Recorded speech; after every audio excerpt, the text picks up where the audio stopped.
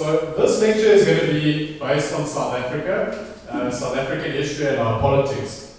A lot of people are living in what we call Rainbow La La Land, or the so-called New South Africa, where it's this utopia. The fact of the matter is that's as far from the truth as it is. South Africa is a communist-run country. It's run by the communist-run ANC. So you've got your troika of ANC, South African Communist Party and COSATU. So it's known as the troika. And a lot of people the older generation tend to know about the terrorist Nelson Mandela. They understand the terrorist actions of the ANC, PAC, all their controversies where the APLA armies, etc.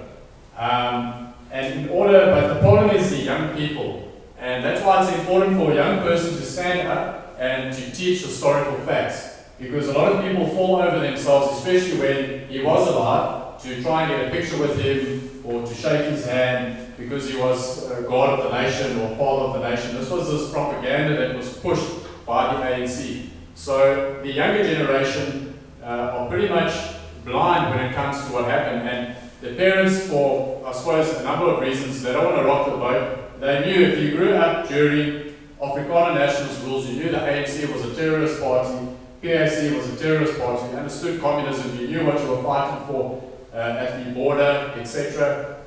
You may not have understood the grander political scheme with how Jews, etc., were behind various assassinations. But the purpose of this lecture is going to be teaching you about something called the Viljoen trial and why this guy was on trial. Right? He wasn't a freedom fighter, he didn't believe in freedom, and it's important to understand South Africa's history because the land is a big question as we see now.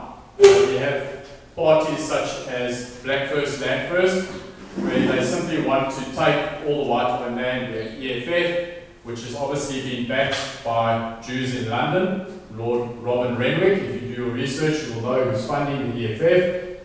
So these are all instigators that are pushing for white capitulation in South Africa. And most people, white people, young people, just go with the propaganda. They don't want to rock the boat.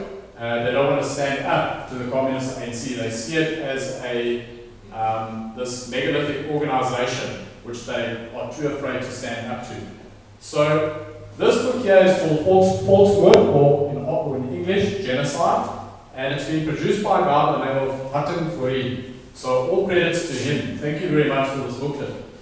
He wrote it so well that I want to just read a few pages regarding South Africa and the Viljoen trial, because I believe that it's something that needs to be put into an audio format in order to especially teach the youngsters of South Africa what's going on in terms of the communist agenda and what's going on, just to get the older people to get their fire back so they can start fighting again instead of just falling over.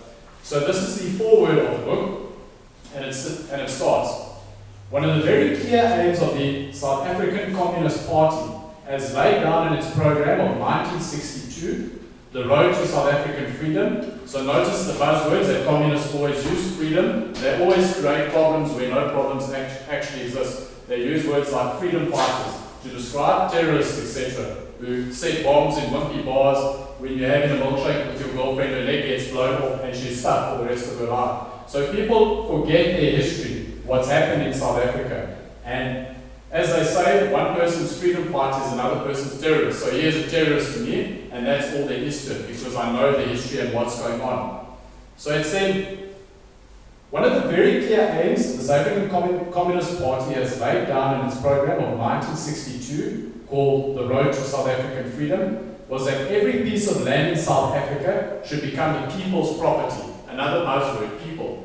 Well, who were they going to be taking this land from if it was going to become the people's property? Well, apparently the blacks owning their own homelands wasn't enough, and the whites owning their section of South Africa wasn't enough. They wanted to completely dispossess whites and take everything.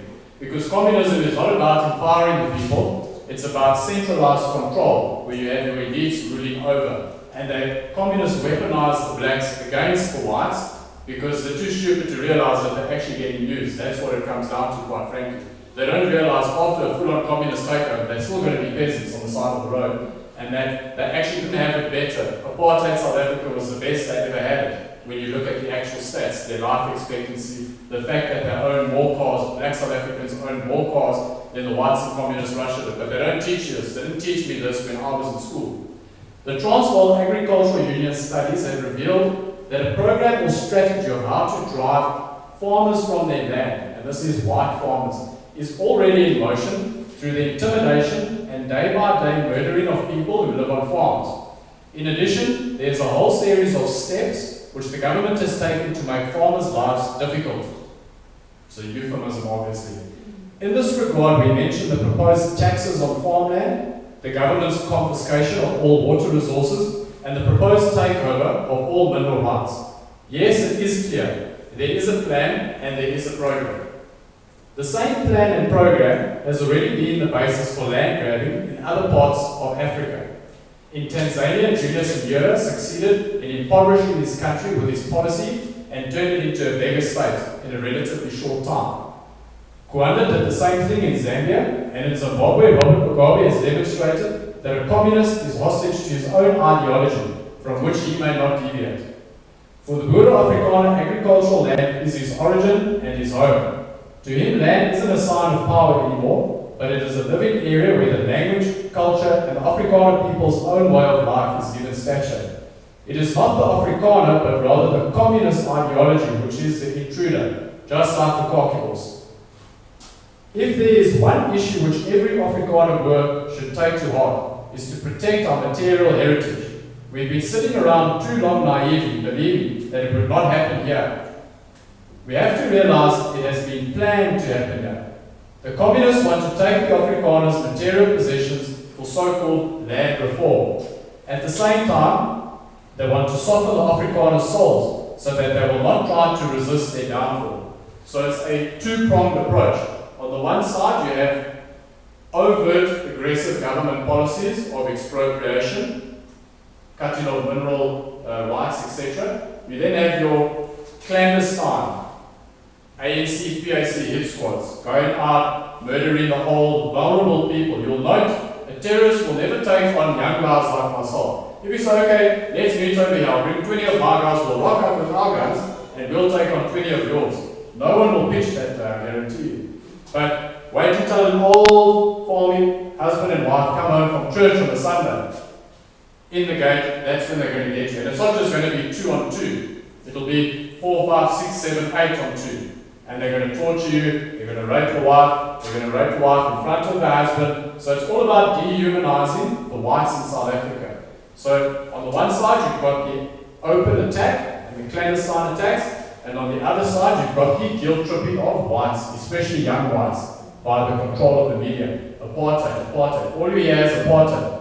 What was wrong with apartheid? I still, when I study it, I cannot see anything wrong with apartheid. If I look at the standard of living of blacks in South Africa versus blacks in the rest of Africa during apartheid, he said they had the best standard of living here in South Africa. So someone needs to explain to me how in the glorious communist ANC rule, the average life expectancy of blacks has now decreased to what it was during apartheid in the 70s when it lifted to its highest.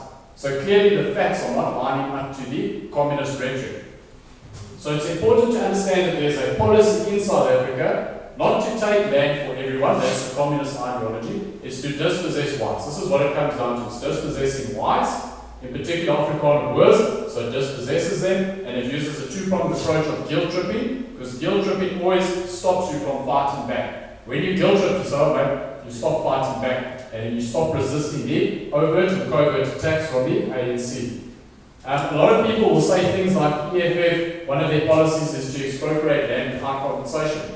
What most people don't realize is that the ANC has already pushed these laws, they've already signed them in Parliament. It's just a matter of time before they actually implement them physically. The EFF is simply, it's like a distraction. The ANC is already passing these laws to take the land. So you must understand that there's a plan, and by plan that shows intention, it's design. It's not an accident that 4,000 white farmers have been murdered over the last 20 years.